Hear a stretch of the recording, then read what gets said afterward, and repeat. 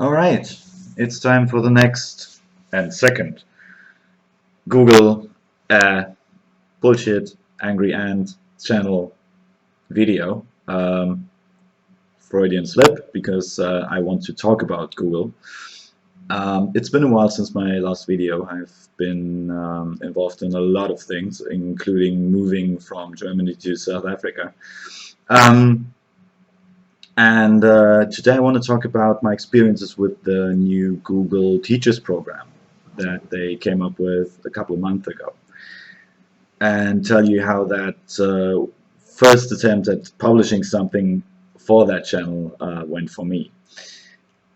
The Google Educational Channel, if you don't know what it is, let me quickly recap on that, because it's actually a very cool idea.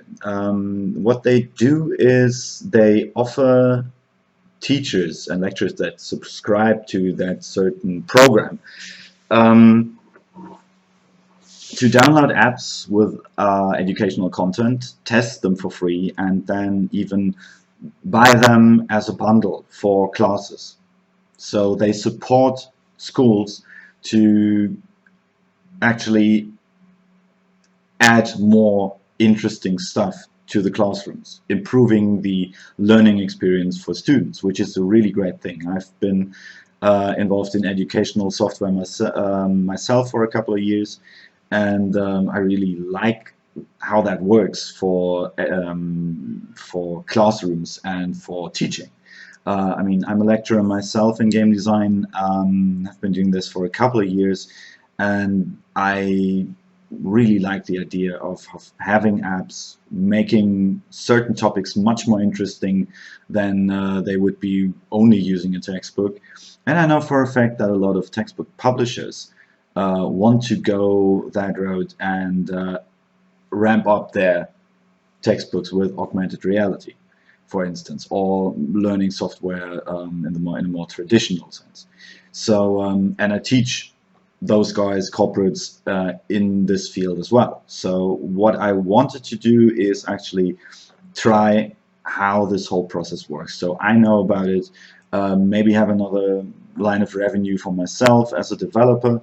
And what I came up with was basically an augmented reality app that deals with our solar system. So you can learn about the planets and the solar system and other celestial bodies while you see them hovering on your desk like a sci-fi hologram, which is actually a really cool thing, and I think it looks great. So um, I took about 6 weeks to develop that app and test it, and then I did submit it to the approval process that they have. So what they do is very similar to the approval process that you have for each and every single app with the Apple App Store, which is a really great thing.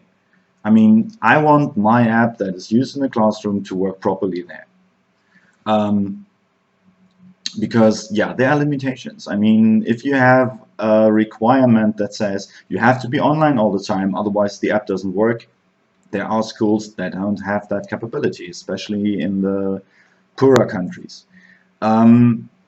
So this is a really great thing.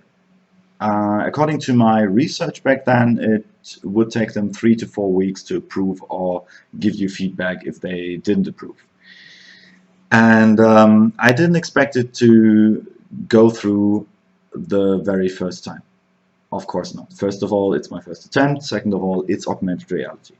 And the problem with that is, obviously, you need a marker. So on top of downloading the app, you also have to download a PDF from somewhere to actually get the marker and print it out so you can use the augmented reality app properly. And that is what I thought the problem would be. Well, it took them 7 weeks to get back to me to test the app. And the problem was not, it didn't get approved as expected. The problem was not the augmented reality thing. It wasn't even mentioned, which really delighted me. It surprised me, and then cool. That is not a problem. That's great. That means augmented reality can be used much more often than I tended to think. What I have a problem with is that after 7 weeks, from a company like Google, you get a feedback that says, we didn't approve it because the app is not intuitive enough. What I expect after 7 weeks as a developer from an approval process is that I know what's not working and what I have to change. I teach that to my students in class because it's really important for a production process, for any production process, as a matter of fact, that you give proper feedback to your coworkers if something is wrong that they did. If you have a 3D character that you want to put into your game and it's not right because the hands are too large, you have to be able to see that and tell your 3D artist, listen, looks great, but the hands are too large, or the arms are too short, or whatever. The ears are too big. So that the artist knows what he has to change, because that speeds up the development process. Now, with an app like that, with a lot of buttons, with a lot of interactivity, it not being intuitive enough doesn't really help. So I don't know if I'm the only one that experienced that. I think not.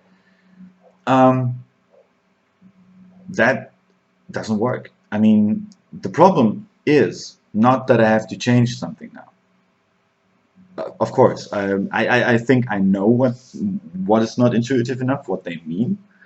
It is the swiping mechanism. So you swipe the screen left and right, up and down to change through the topic, switch through the planets, and basically switch through the details. That is the only thing that I can think of that's not intuitive enough, even though it's explained in the loading screen of the game. I hope it is, because I will now sit down, implement some buttons left and right and up, top and bottom, to basically replace the swiping system. And then I will resubmit the updated app to the approval process again. The problem is that I don't know if it's really that or if it's something else. And now I will resubmit it and then wait another 1.5 months.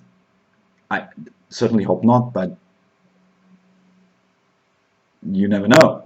And then by June or the middle of June, I learned that, I don't know, the new buttons that I've implemented are too blue, or maybe not round enough. Yeah, let's say they're circles and all of a sudden they're not round enough, make them rounder. And then it takes me another 6 weeks for the next approval process. I love the idea that Google came up with, but it's like so many times with something that Google does. It's a great idea, but the execution is subpar.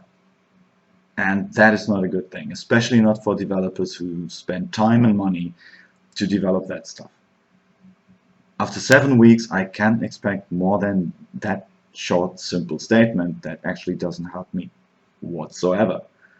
I'm not as pissed off as I might sound, excuse my French, but it's something that I think it's quite unprofessional, and that shouldn't happen, not with a company like Google.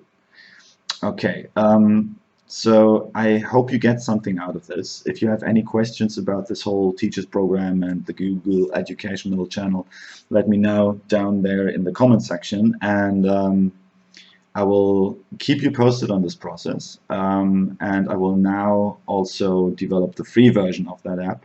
I waited with that until I got the feedback, so I don't have to change 2 apps all over again. And I will let you know when that one is done and published on the Google in the Play Store. So yeah, I hope you got something out of it.